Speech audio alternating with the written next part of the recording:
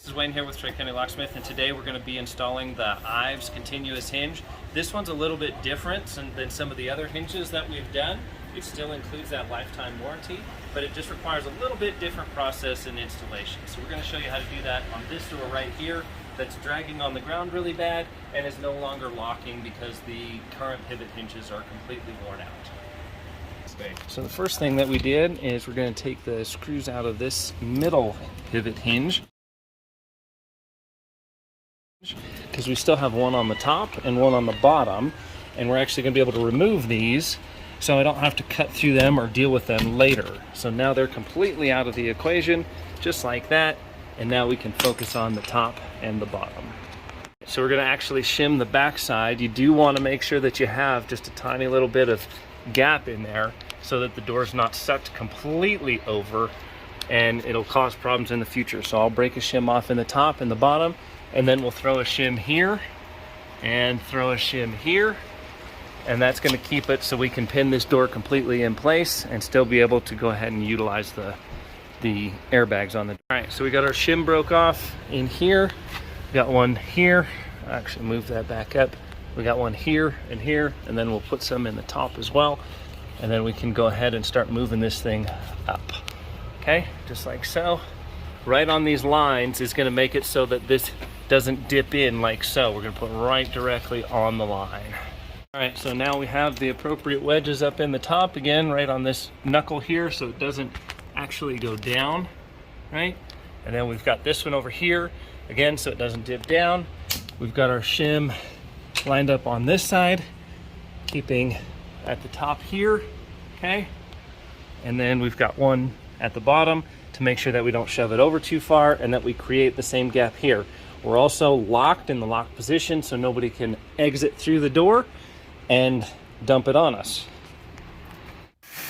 Here you can see Josh is using an angle grinder to cut the hinge in half. This allows you to leave the door in place as long as you have the proper safety gear in mind. Here's another angle. You can see that hinge being split in half. So now that we're cut through, it's a little hammer action. Pops it right off.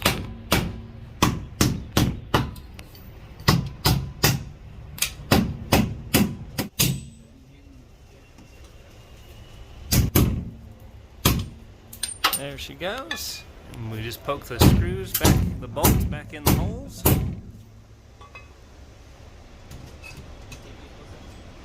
Knock that little chunk off. Easy peasy. Now we'll do the bottom one. Okay, so he's cutting that bottom one off. You just need to score it.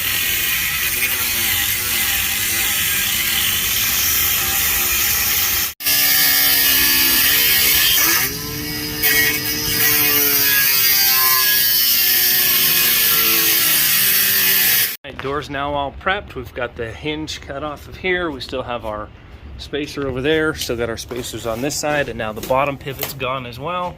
So now we can get ready to install the hinge. Keep smacking that bottom one. It should pop off too. That bottom one should just pop right out. Kind of a straight up and down if you can.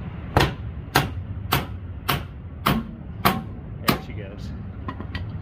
Yep, now it's all broke free. Popped off there. So now we've got to make sure we have the screw pack, and there's only 8 through bolts, so make sure that you really pay attention because you're only drilling 8 holes through. There's also a bunch of these self-tapping screws. Now these self-tapping screws are actually much heavier duty than on previous units, so this is actually a really nice upgrade right here. All right, so now that we've got the hinge in place, it's going to say door and frame side. The main function of these is that this is the only hinge that I'm aware of that offers side-to-side movement and up and down movement here after it's been installed. So we can install the self-tapping screws in all of these locations, and we can still adjust the door if it's not the way that we want it to be adjusted when we do our test swing. We have options. It's the only hinge that offers that. Okay, so we're going to use the centering punch that comes with the kit. Go ahead.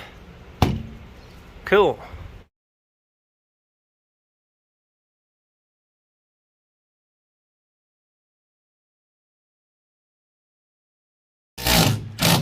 Now we're doing the door side.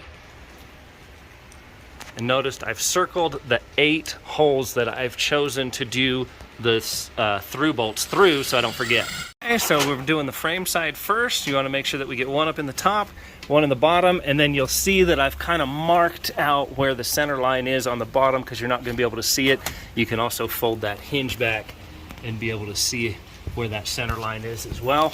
Now we'll go ahead and finish off the frame side, put all the self-tapping screws in, and then we'll go ahead and do the door side. Keep in mind there are only 8 self-tapping screws. Do not drill them all the way through. There's only 8.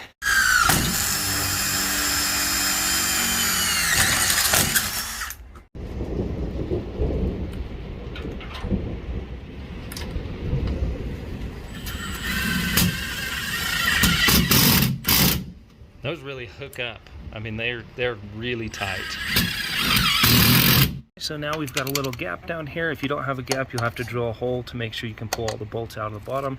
Now all the bolts come out. Because we have that drop down, they're just going to drop right out of this right here and get out of our way. If you don't do this step, they're going to bind. If it's flush and flat, they're going to bind and cause a problem later.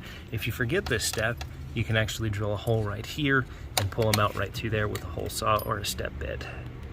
Let's go ahead and give it a test swing. We've got 1, 2, 3, 4, 5, 6, 7, 8 screws self-tapping holding on to go ahead and do our test swing. Beautiful. Go ahead and lock it. Make sure that it's locked and everything works. This is the time where you would make your adjustments if you need to adjust that door back. And again, this is the only hinge that I'm aware of that has adjustments.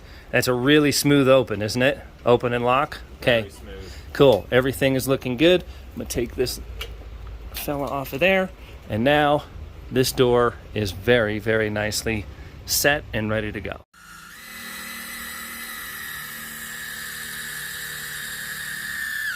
All right, so here's where the directions can become a little confusing. We're going to need to put the through bolts through, but it doesn't tell you that you only have 8 of them. So what I do is I circle my 8 holes in Sharpie. I put they're the strongest bond, so I'm going to put them at the top, 4 at the top, and 4 at the bottom. That's going to give me the strongest leverage on this. It's going to provide levers at the top, so it's going to prevent sagging from this way, and it's going to prevent the bottom from kicking out or getting hit by carts and stuff. That's going to be the strongest bond by far. One thing that I'm going to do that the directions do not say to do, but I've done it in the past, simply for security reasons, is I'm actually going to mount 2 bolts one way and 2 bolts the other way. That way, if somebody comes along and they peel this hinge cap off, all they're going to have is a round head on 2 of these, or 4 in total, so that they cannot just simply undo all the screws, peel the hinge back, and gain entry. From the other side, you're going to have the through bolts on that side as well, and you're not going to be able to pull it off from either direction. You can see he's going to be getting these from the inside, and these other ones from the outside. You can see Josh is doing this from the other side, so now if somebody peels this hinge cap back, they can undo all of these other screws. However, they're not going to be able to undo these because of the round head on them.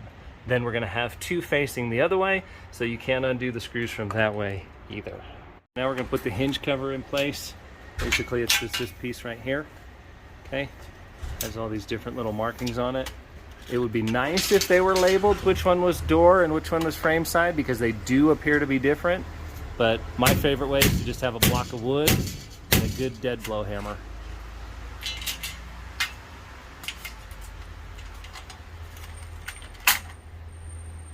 These are a little tricky too. You got to kind of try and push in and roll it too. It actually has a round piece of wood in the instructions. Okay, now we're going to get the frame side. And what did you say? You want to get the round portion tucked in towards the gear hinge first, and then the outer portion snaps into place. Is that what we've got going on? Correct. All right. Let me know if you want to hold it here. Okay. Right there. Give it a whap. Utes.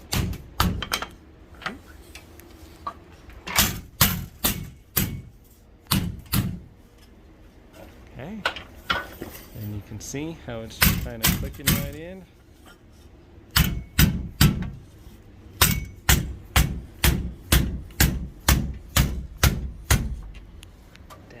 line.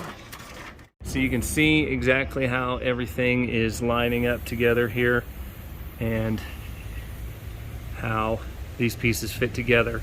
So you need to get this inside one first, and then the other one has this tapered gap to it and it clicks right into place. So do this side first, and then this side clicks into place. Same as over here, inside first, then this one clicks into place. That's starting to click in now. We'll just go ahead and work it in all the way down. Good piece of oak and a dead blow hammer. Again, the directions call for a round piece of wood, but all we have is the square one at our disposal right now. What we do is take the 3 screws out of this little top pivot guy right here, and that'll remove the top pivot completely. The pivot just comes right out here, and we can put a sticker or something else over that to cover it up. Preferably something with some advertising in case we need to work on this door in the future. These aluminum stickers from Professional Business Products work amazing. So we're gonna go ahead and run some glass cleaner on this door, clean up all this stuff here. This is gonna be the difference between a hacksmith and a professional job. This door is gonna open better, open smoother, be lock smoother, open and close smoother, and look better than it's ever looked except for the day that it was hung. That's the difference between a true professional and a hacksmith. There we have it. This door's never worked better or looked better since the day it was hung. It's been cleaned. We've got the hinge problem solved. Everything works really nice and effortlessly. The locking mechanism works effortlessly, and this is a good job completed, and the customer is extremely satisfied. For more information, check out the website below. All right, so now we have the IVES continuous hinge, very clean looking, very futuristic, and it blends in with the doorway really, really well. The door operates flawlessly, and this is a nice, secure option that's going to come with a lifetime warranty. For more information, check out the website below.